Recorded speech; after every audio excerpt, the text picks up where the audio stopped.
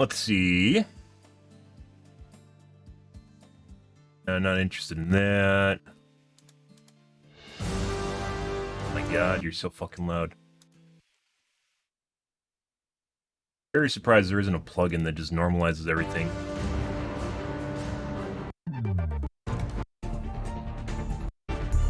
Alright. Matt Mr. X here, joined Gamer Hero Design, some guests who all worked on Starwatch, which you guys have all been able to enjoy in game a little bit. Joined by Jesse Yang, gameplay Haven't played engineer, it, not interested at all. Lehman, associate game designer, Good. Hero Design, and Chris De La Pena, senior expert audio designer. How is everybody doing today? Great, thanks, Matt. You're gonna add more than 8 audio channels. Doing awesome. So Yeah, sounds don't get cool. cut out that are really important. Starwatch is unlike anything we've kind of had. It's like PVE, but PvP with like some cool story type stuff.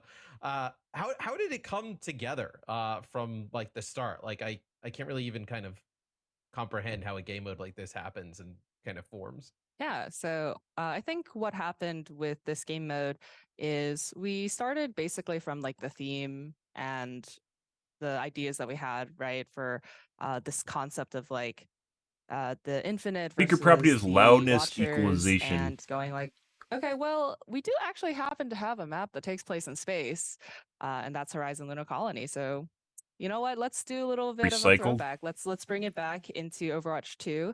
Uncomfortable chairs in the world. See how we can take it into places that we haven't necessarily seen before. So we can make it feel like not just another assault map and not just another TCP map, but like a actual fresh experience for players. Might be a specific sound setting for your card. I saw Horizon back. I was like, oh, this is interesting. Talking mainly about plugin. I obviously don't want it for the whole system. Like bringing that map back to life in a new fashion.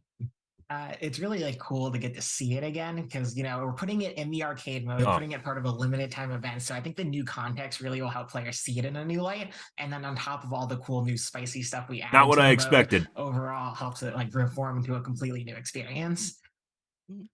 Yeah, like one of the ways we approached designing this mode was almost like, you know, people haven't loved like Assault or TCP in the past. So what are some things that we can do? What are some interesting mechanics that we can do to, sound settings, like Tess said, spice things up so that it's fresh, it's interesting, and almost like even like mitigating some of the problems that people had in the first place by just like throwing in a bunch of fun, like a lot more fun, interesting stuff to play and try out. Yeah, so obviously it's not 2CP.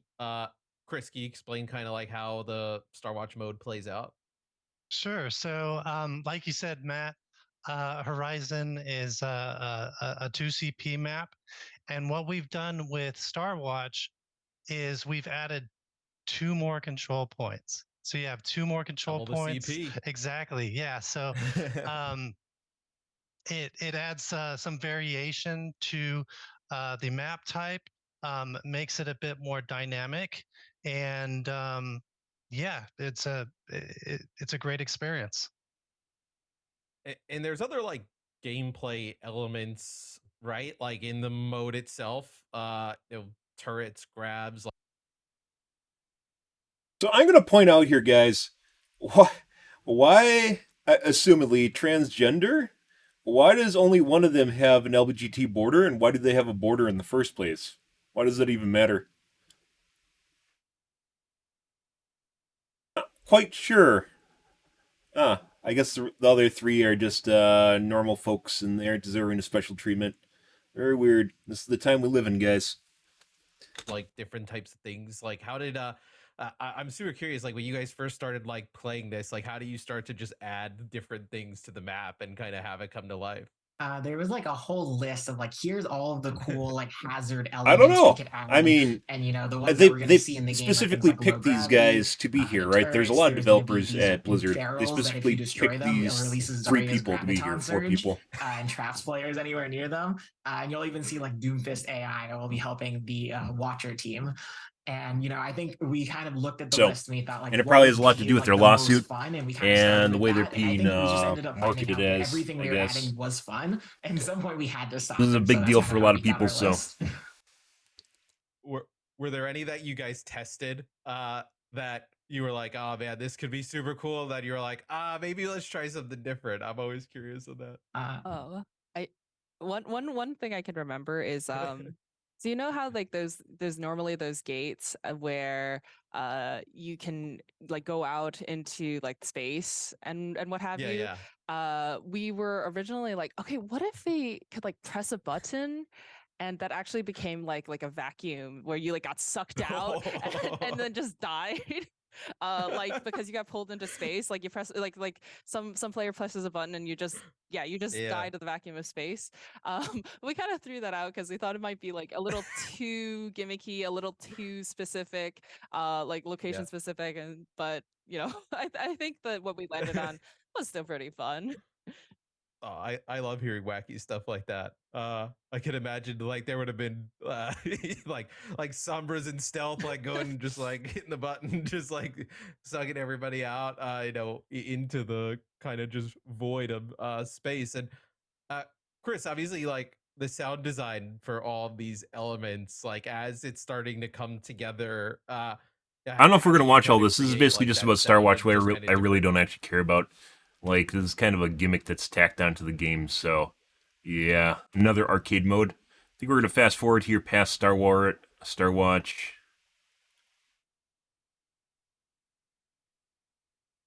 Majority of this is literally about Star Watch.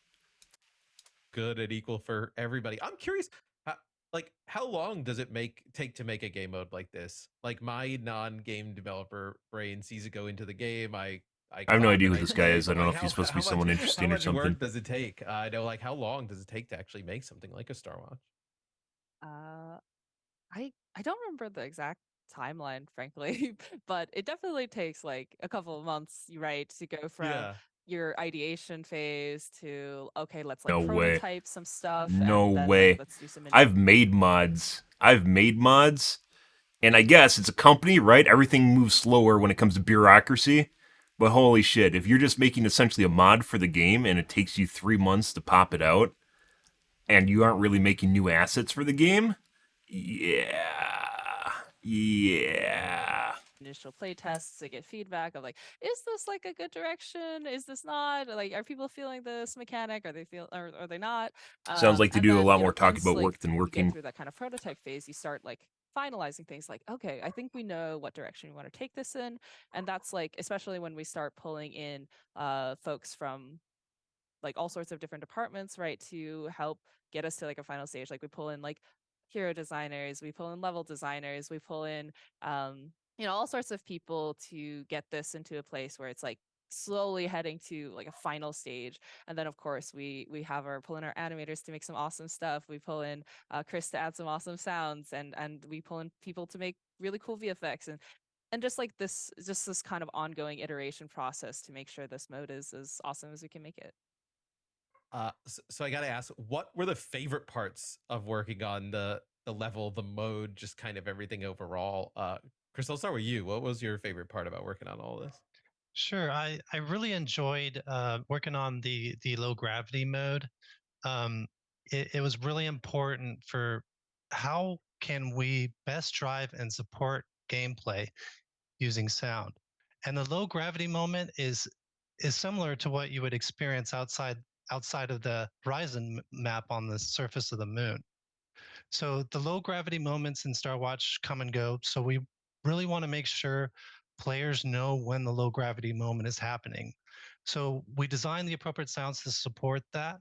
Um, the warning sounds that the players are about to enter low gravity. And then there's also a sound state that changes the entire sound of the game while you're in that mode. And also the ambience. So it was really a lot of fun kind of getting the new vibe, kind of evil battle station that's run by the Infinite Empire. So that was a lot of fun. And Tess, what about for you? What was the most fun for you working on the mode? Well, you know, if I'm not allowed to cheat and say that my favorite part was getting to work with this awesome team, you know, like Jesse, like Chris, then I think I would have to say getting to work on Wow. the turrets and getting like to tweak all of their AI using our AI system was pretty fun because it was all about trying to make the turrets feel smart enough and responsive enough that they felt like they were doing stuff, but not actually that smart and that responsive, so players can feel good about Okay. defeating them over and over again. And letting players get the good moment of like, oh, I outwitted this turret by standing behind a wall in a specific spot. It was like, it's nice to give players that kind of win.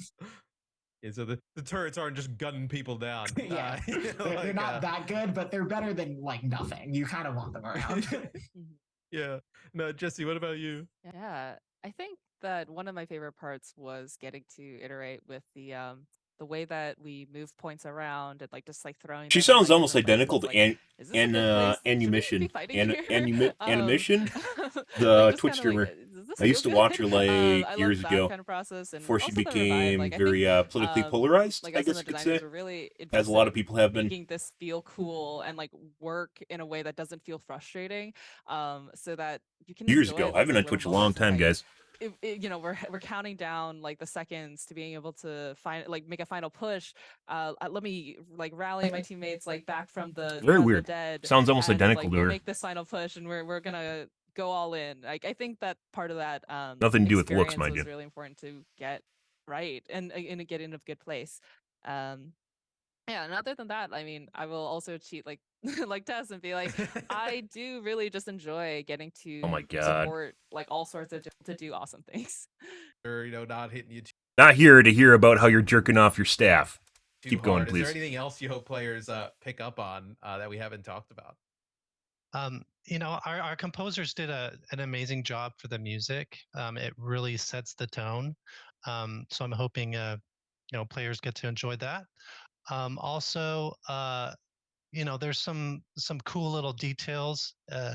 If you go to some of the windows in the map, you can The listen and roadmap you is might hear literally the like 10 sounds of minutes a of this space 50-minute fighter video. battle taking place while the watches are attempting their rescue against the Infinite Empire. So, Okay, we're gonna fast forward lots here. of little details that.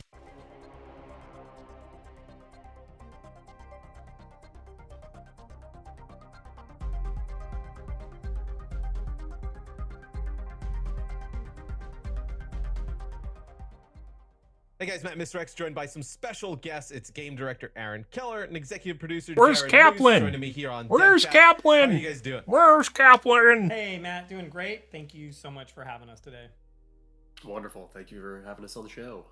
Oh, no problem. And Jared, I think I wanna start with you. Is you have been tweeting a lot lately, tweeting about a roadmap, saying it's coming mid-May. It's been on my timeline a lot. I do have an update. We're gonna run through the roadmap today. We're gonna talk about what's coming in future seasons. We're gonna talk a bit about PVE, and I think to kick us off, I wanted to ask Aaron to give us a little bit of a history lesson and some context. Yeah, you got it. This is the meat and potatoes. We announced Overwatch 2 in 2019, and a part of that presentation was about this always-on, deeply replayable PVE experience. And as work slowly continued on Overwatch 2, we began to pull more and more of our focus and energy away from the live game and all of the people that were playing it.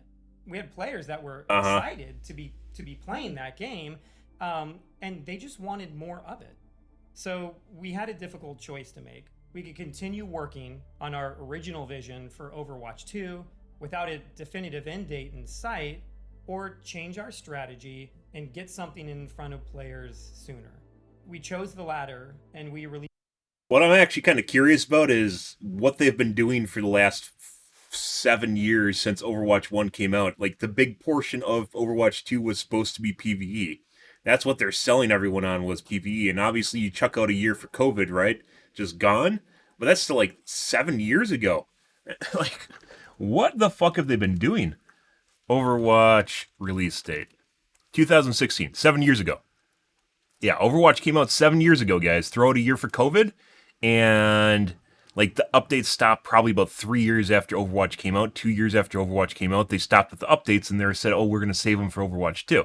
And then Overwatch 2 rolled through, and they didn't really bring much of anything. Push came along, which is just a shittier version of 2CP, in my opinion. I'd like to have both of them. 2CP isn't terrible. It's just the fact that sometimes it ends in a draw, which isn't a problem. Do you like walking more? Then you want to play push. Do you like fighting more? Then you like 2CP. But they just chucked it out. The baby with the bathwater went out with that one. A lot of questionable choices in Overwatch 2. And then they just applied a bunch of fucking filters to the game to make everything look shiny and shit, which this is a competitive first-person shooter, and you shouldn't have problems seeing people in the game. That should not be an issue. It is still an issue. That's why they did little graphical tweaks to the characters. It has to do with how some maps look super red and some maps look super yellow because of the time of day. They just literally just cake a filter on it that makes it look like it's like purple or red or something, and that interferes with your ability to find targets and your outline. So if you use the accessibility options, there's a lot of accessibility options that aren't good. If it's too light, you'll lose it in a daytime or morning map. More the morning, and if it's too dark, you lose it in the nighttime / evening maps. You lose your outlines, and that shouldn't be a thing. And you can't change it between the matches, so you can't even manually fix it as a player. Like, once you're in the match, you can't change the setting. It's just there. Don't know why, but that's what it exists. And the kill cam will change. You can see the changes in the kill cam, but you can't change it yourself.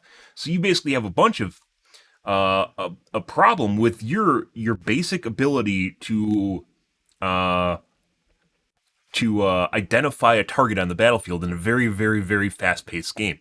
Team Fortress 2 had a whole blog about this, how they did silhouettes, and Kaplan even talked about this too. They basically copy-pasted that from Team Fortress 2, which is really good because it's a really good idea, where characters have noticeable silhouettes that you will be able to immediately discern who that character is from someone else. Team Fortress 2 has that fantastic. Then they fucking did, like, they just forgot about it, and like one of the newest heroes that has a problem with it is Junker Queen, who you can't fucking figure out if she's a DPS or like a Reaper or something in the middle of the battlefield. That should not be a thing. It is a thing in the game. That's poor game design. And from a AAA company that's known for making fucking phenomenal games. For some reason, over the last 7 years after Kaplan left, Kaplan left what, like 2 years ago, 3 years ago? After Kaplan left, just completely just lost sight of this concept that is very, very important. It's like the game designers don't even play the game. I know that's a meme, but it makes a lot of sense. You need to be able to pick out someone when you turn really fast. You need to be able to pick out who's in front of you. The original characters, no problems. A lot of the newer characters, no problems. But the newest ones are when we're starting to have issues with that. And tanks have a very specific bulky nature to them. Reinhardt being the biggest example of that, as you can see here. Reinhardt being the biggest example of that. And when you have a tank that is the same, very similar silhouette as a DPS, that's a problem. That's a fucking problem because you need to be immediately able to pick out who is who. And people, there's posts about this all over the place. And the first thing I mentioned when I saw Junker Queen was exactly that. She is very difficult to pick out when you actually see her and you play against her. You can, and you after you see it, it'll be like, oh, but that's still like a fraction of a second that you spend processing who's in front of you. And sometimes, even today, I'll still sometimes randomly ult just like Junker Queen because I thought it was a DPS when it wasn't. And obviously, I do ult tanks a lot, but that depends on what's happening in front of me.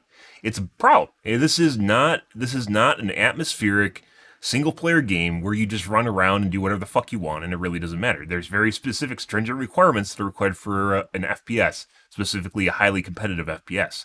And I don't think having easily identifiable models is a problem. I don't think that's something they're like, oh, we can't do that because it messes around the style. You could add bigger pauldrons to Junker Queen, make her shoulders bigger, make her, I don't know, put armor on her hips. Like, you don't need to make her model bigger. You could just make her model bigger. You could make her fat. It really doesn't matter.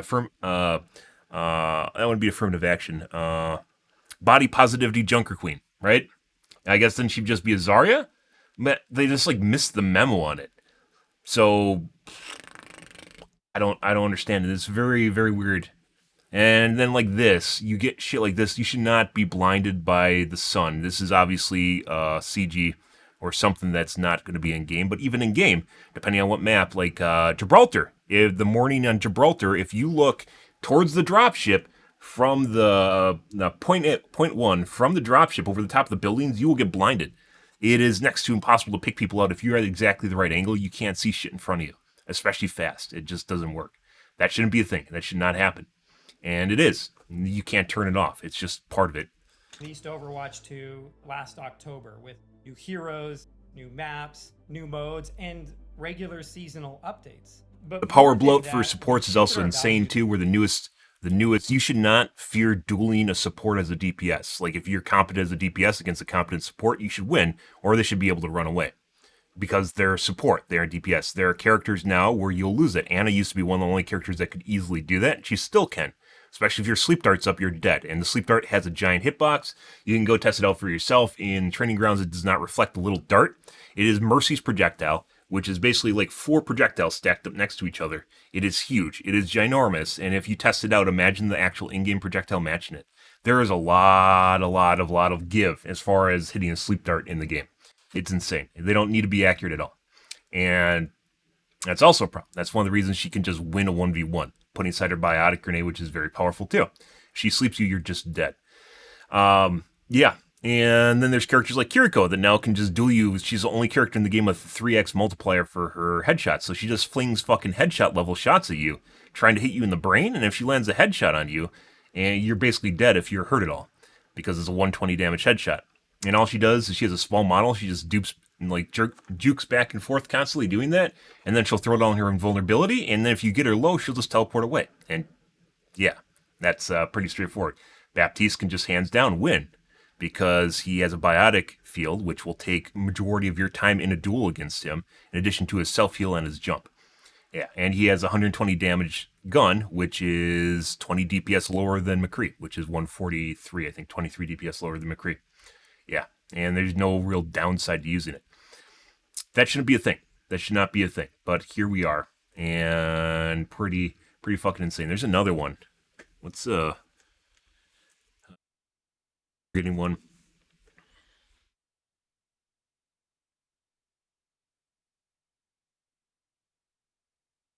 Go into their website to look at heroes, and they just have ginormous fucking portraits, so you can't even look at all of them. Good for them. Life Weaver is not really in that boat.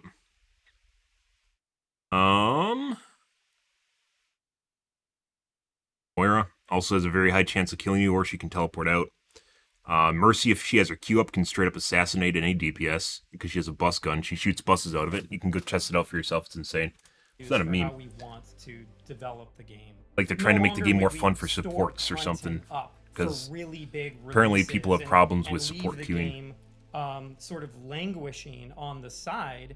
Now we made a commitment to always prioritize the live game and all of the people playing it, and to devote our development efforts there. They probably nothing with this reaction, mind you, is probably Yeah, because really they have a can't say enough steep about how much decrease we've in learned player over the base after past Overwatch 2 8 months or launched. so. And more importantly, we've taken that learning and we've Probably back maybe to even the less than game. half It's Overwatch really 1 season prior 2, to and launch you start Overwatch seeing 2. Some updates we've made based on your feedback and based on what we've learned. We've been changing all of our systems. We've been adjusting hero balance way more frequently, constantly revisiting the roadmap behind the scenes to make sure that what we're planning to deliver is going to be great for everyone out there. And that really has been an awesome experience for us. And partially it's because we feel like we're able to deliver a better game to all of you. And partially it's because we hope that you're enjoying it more than previously when the original game was kind of slowing down a little bit in development. But at the same time, development on the PvE experience really hasn't made the progress that we would have hoped. The team has created a bunch of amazing content. So, there's awesome missions that are really exciting. There's brand new enemies that are super fun to fight, and some truly great and ridiculous hero talents. But unfortunately, the effort required to pull all of that together into a Blizzard quality experience that we can ship to you is huge. And there really is no end in sight or defined kind of end date where we can put that out into the world. Where you have And another we're left with developer another team that's difficult actually choice. working Do on we this. continue to pour all that effort into PvE?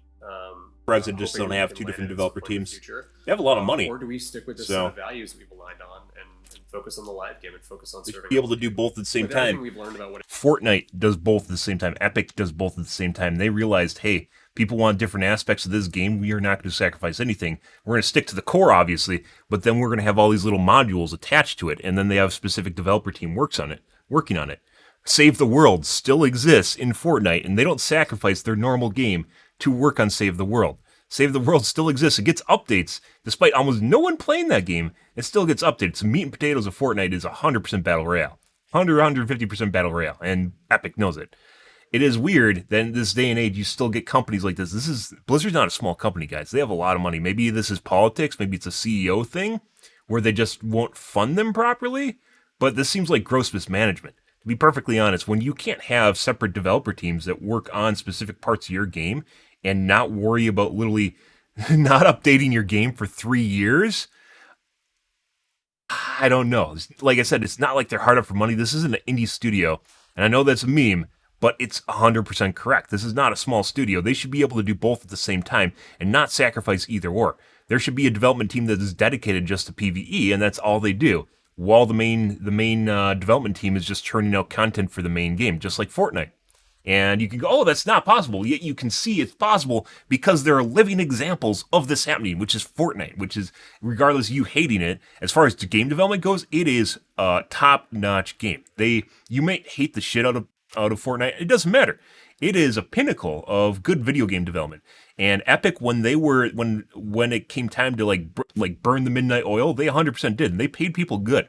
There were people that bitched about it, about overtime and stuff, and there's other workers that literally just said, if you wanted to work there, they know what they're getting into. If you wanted to work there, then you work there and you get paid good for it. But if you don't want to do that, just leave. Right? It's fucking incredible. There's people that bitching about it because they wanted. Also, it's kind of interesting that there's a mosaic over the top of this arcade in the background. You see this right here? So apparently you can't show it on stream. But anyways.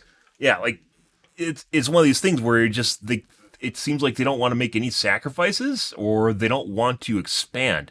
And Blizzard has done this multiple times. There is a time where there just weren't any new games prior to StarCraft 2 coming out. There weren't any new games. They like Vikings and stuff like that, but they coasted for a super long time on World of Warcraft. Super fucking long time on World of Warcraft. And I don't know. This is like maybe it's like Valve over there now where just people just do whatever the fuck they want and nothing gets done. I don't know.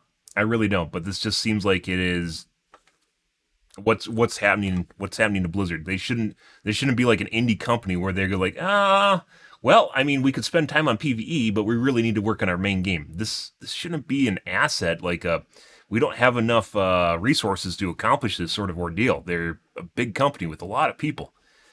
Very weird. It takes to operate this game at the level that you deserve. It's clear that we can't deliver on that original vision for PvE. But they should be able to. 2019. What that means is that we won't be delivering that dedicated hero mode with talent trees, that long-term power progression. Those things just aren't in our plans anymore. And we know that this is going to be disappointing. Even Valve released Man vs. Machine for Team Fortress 2 after years. I don't know if you guys, it was actually pretty polished for what it was. And there's like a handful of people just working on it. Like I said, I have no idea why they can't accomplish PvE for Overwatch 2. It should just be seen as a separate game. Have a development team working on it that just is working basically on a separate game, and then you have the main team that's working on Overwatch 2. Point to many of you, which is why we wanted to bring it up before we talked about the roadmap. And to be perfectly honest, it's been really difficult for many of us and a lot of folks on the team who've poured their heart and soul into that stuff. Going forward, though, rather than doing... It sounds like they're breaking up the assets, though, which is what's part of the roadmap, is they're going to deliver parts of the PvE game mode throughout basically the roadmap is what's coming from what I've seen so far. A big one-time PvE releasing, and rather than pouring all of our efforts into these singular releases, we're planning to make co-op gameplay and co-op experiences just part of our live roadmap. So we want you to be able to experience it more often and with more variety than we had originally announced. We're going to be releasing our first major story-based event featuring a new set of missions, and it'll kick off a brand new story arc for Overwatch. And beyond that, we have a lot more co-op features planned. Some canon and some very not canon. And we just want to give ourselves flexibility to explore the universe of Overwatch and its cast of heroes and villains, as well as just try new things.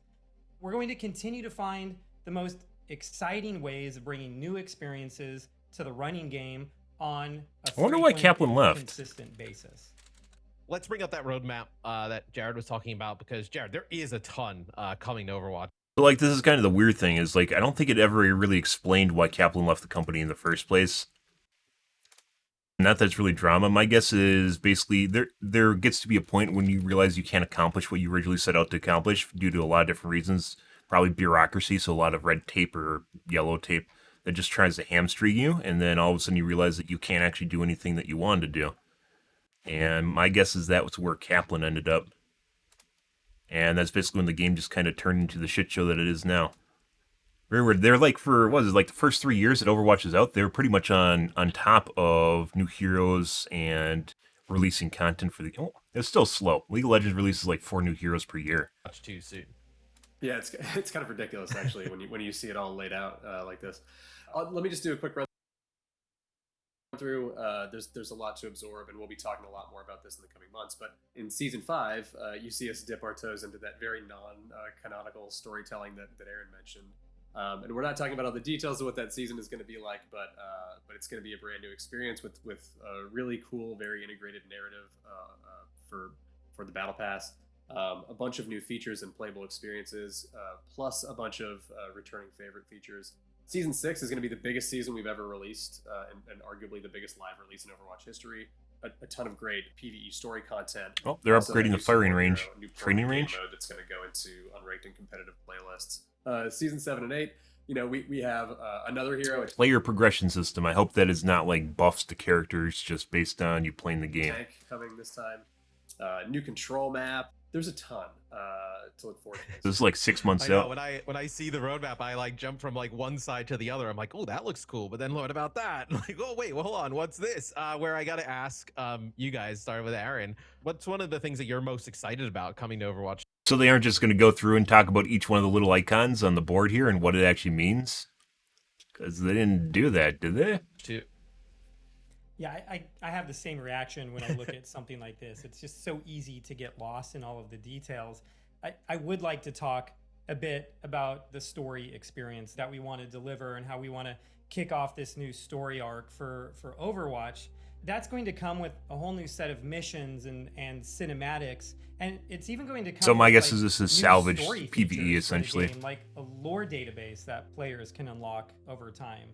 And then additionally, we're going to be running a PVE event that season with a co-op replayable mission that's going to take place in a new section of King's Row. And then on top of all of that, a new single player version of a PVE experience where players are going to be challenged as individual heroes to run through courses and get the highest score possible. So it's going to challenge aim skill and the way people use abilities in order to be able to get to the top of the leaderboard and compete with friends and everyone else. His dresser That'll be door's cool. open. I can't wait to message you guys and ask why I'm not higher ranked on those leaderboards. But feel free to block me when I do that. Jared, what about you? Yeah, I'm. My answer is kind of a cheat. When you ask what one thing I'm excited about, Don't say your kind of staff. all of it. Like more specifically, like the thing I'm excited about when I look at the roadmap is that we're finally finding our footing and like really bringing distinctive themes and feels to each one of our seasons, and then in season 6 we're actually going to change the way that we present seasons to players. We're going to give these seasons names and their own identities, and we're going to theme everything around them really tightly. Yeah, no, it's super cool to be able to see like all different types of content for all different types of players coming, which this has been a massive update, a ton to look forward to. Thanks for stopping by. Is there anything you guys want to say before we go to the rest of the community? Yeah, I'd just like to give. So they didn't actually take time to big explain thank anything? you to all of our players in our community. We've talked a lot today about how our overarching value, our overarching goal for Overwatch development is to always be putting new things out in front of the community and to be supporting the game in the best way that we possibly can. That's what this roadmap is about. It's about showing you all of the work that we're putting into this game. So thank you everyone for playing. Thank you for your commitment to the game and all of the feedback that we've gotten. All right, Feet Kaplan. From all of you. Yeah, couldn't have said it better myself. Thank you to everyone in the community for playing. Thank you for supporting each other. Thank you for supporting our team. Can't wait to hear what you think of everything we have coming. Please do send me, I don't know that I need to ask you, but send me more of your feedback on social, and look forward to seeing you out there. Yeah, well, thanks again, Aaron and Jared, for stopping by. It's I don't know if always this is great actually an chatting. Tons Overwatch to look play or forward who to. this is. And guys, check out Starwatch. Fun to do. We're going to be running a. See you there. Yep. All right. Great to see everyone unanimously agreeing that this decision is horrible.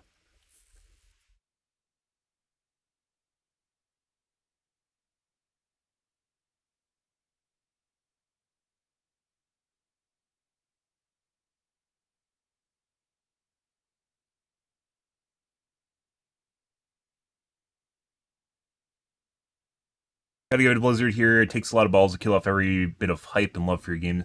I don't think so. Like, I don't think PVE was really that big of a deal, to be perfectly honest. It's like what they were piping up, right? Don't get me wrong on that. But I think it's one of those things where like a lot of people don't play Overwatch because they wanted PVE. It was just kind of something like people aren't playing Fortnite because they want to save the world. Some people are, and people do play it, but it's definitely not what people are looking for. The takeaway here is it looks like they're breaking down PVE and turning it into multiple parts of their game. My guess is this are all parts of PVE that they are now dismantling and integrating into the original game. So probably the big parts of PVE and maybe even this. I don't know what this is. They didn't explain any of this. But there's also another big takeaway was they didn't really explain what any of these are. Why? I don't know. Like some of these are straightforward. We know what that is. That's going to be a cinematic, obviously. Don't know what that is.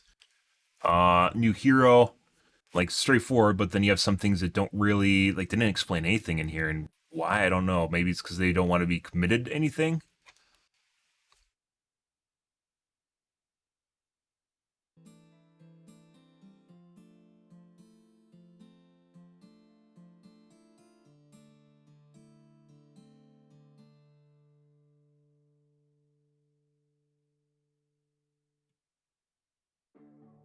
Skill trees seem to be the most unique and fun aspect of PvE. Really disappointed yet again. Skill trees can really mean anything. It doesn't necessarily mean what you want to mean. Man vs. Machine and Team Fortress 2 has a skill tree in it. It's basically on a per game basis, and some of them are some of the counts are kind of pointless, but it does exist. Like a talent tree doesn't necessarily mean it's going to be like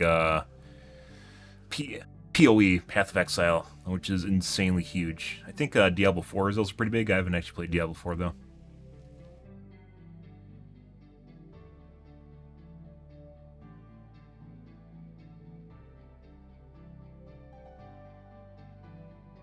But this might as well release what they built.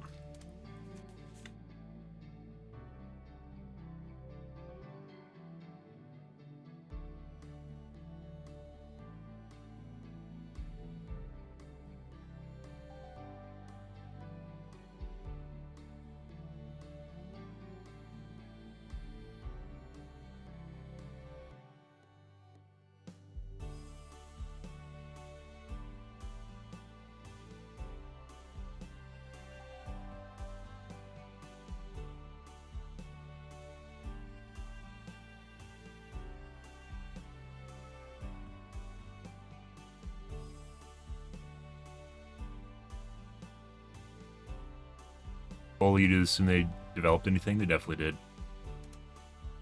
I can't be the only person that actually noticed. Like, you think they just literally just made new content for Overwatch 2 just out of nowhere?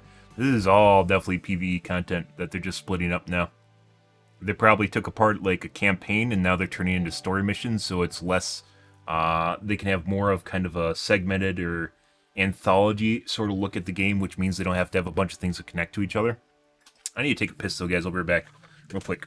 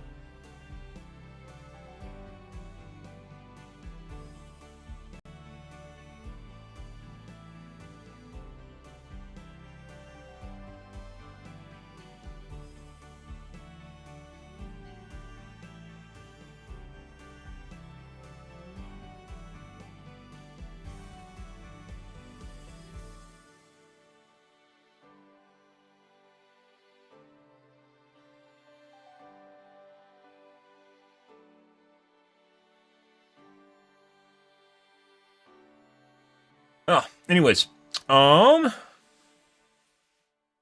lot of just knee-jerk replies. Nothing really of interest here. It's kind of weird because a lot of these have upvotes, but basically just people sharing sentiment and emotional sentiment.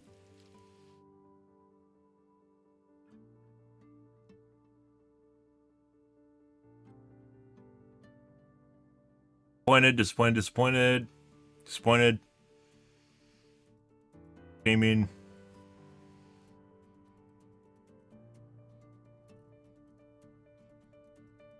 Okay. I'm not really gonna I'm not gonna respond on YouTube. YouTube responses almost never are never seen. I don't know what kind of weighting they use in the system here, but whenever I respond on YouTube, almost never gets replies.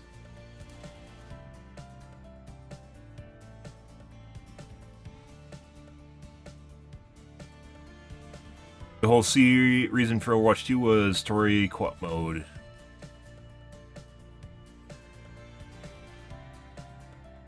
I mean, it's part of it. Yeah, big part. That's what we talked about.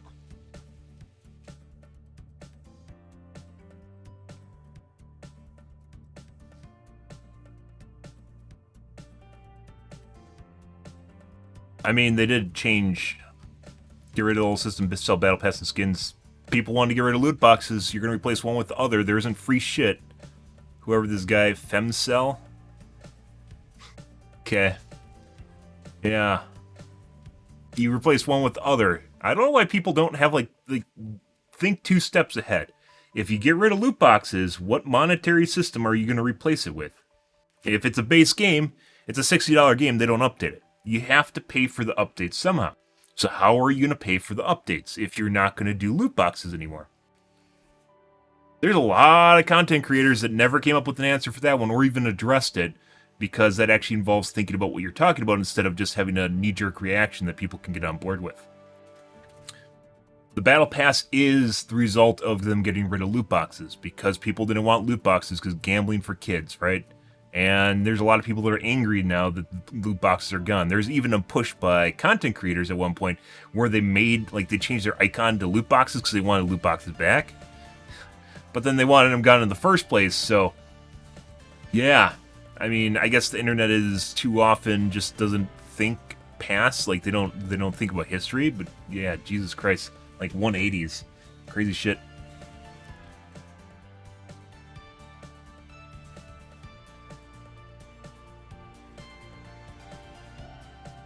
I just got my 2 kids into Overwatch with the Hope co-op missions together.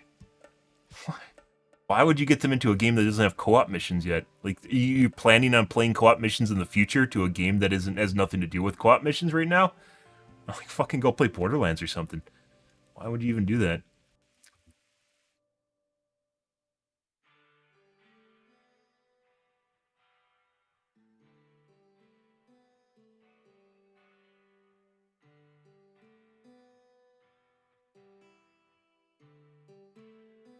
Kind of fucking weird. I don't know what they're doing. What have they been doing for the last 6 years? 7 years. 6 years if you exclude COVID. Which even then is kind of, that's giving them a lot of leeway. Where they just didn't perform any work during COVID. Probably why work from home ended, because they literally don't do anything. Like, we talked about that before. I don't know if you guys noticed that, but there's a bit of outrage. It got swept under the rug really fast, but there was a bit of outrage from developers about how work from home was ending for Blizzard, and that they had to go back to the office. Like, their employees were pissed off about that. But it honestly just seems like they don't do work. It's like another Twitter prior to Musk taking it over. Fucking weird.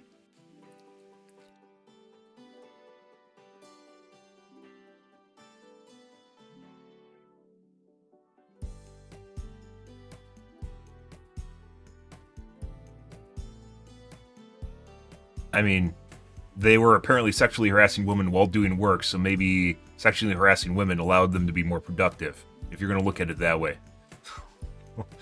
Hey, fuck. Both are wrong, mind you.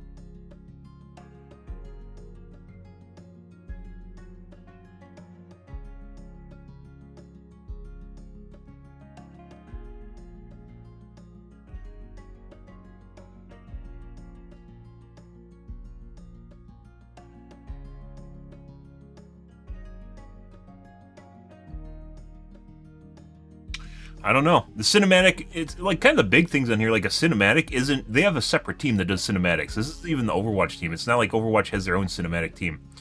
I'm pretty sure there's just a Blizzard cinematic team that does cinematics for every game that Blizzard works on. They do everything. They just do it all. And I don't think Overwatch 2 has their own cinematic team. So this isn't even for. This is even part of Overwatch 2. This is the Blizzard cinematic team. Pretty sure on that. I don't know for certain, but I'm very certain. Very sure that there's a separate team just for the cinematics, so that's not even that big of a deal.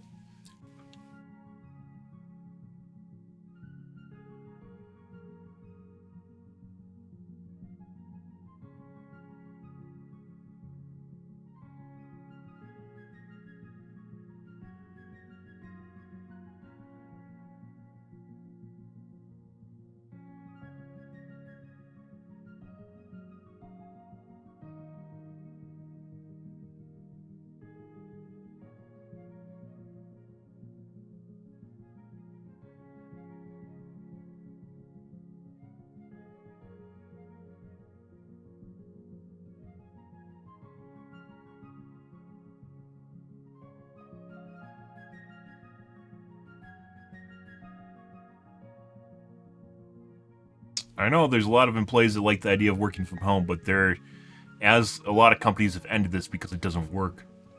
It's pretty telling. Some people can. Some people are fantastic at working from home. They can manage their time properly, they can segment their lives, they're capable of getting in the mood to do work, and there's other people that can't. And it's pretty big, it's definitely a large part of the population that can't do work from home. It just doesn't work for them. And they like to think it does, but it doesn't. Sitting there in their bunny slippers, sipping coffee, and yeah, and going, wow, it's so nice that I don't need to commute, and then they just don't do anything for the rest of the day.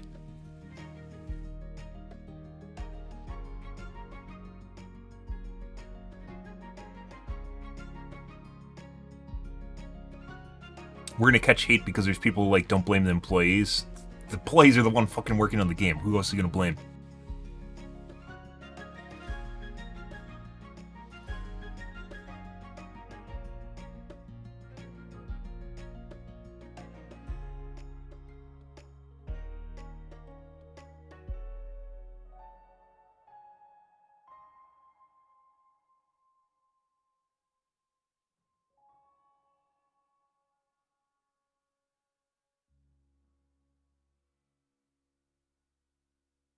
We're gonna get downvoted for that because employees hate the idea that no one can work from home. People aren't very objective, guys. There's a lot of people that literally can't think about themselves outside of their, basically what they're feeling.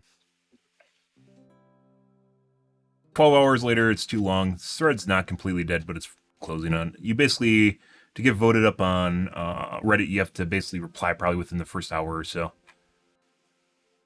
Get a meaningful amount of visibility. Still better than YouTube. Maybe we could just cross-post to your YouTube.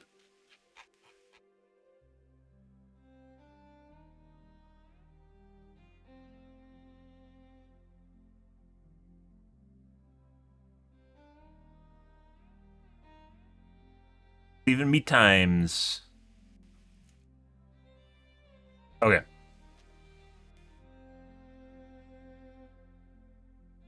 Where'd they even talk about the fire system?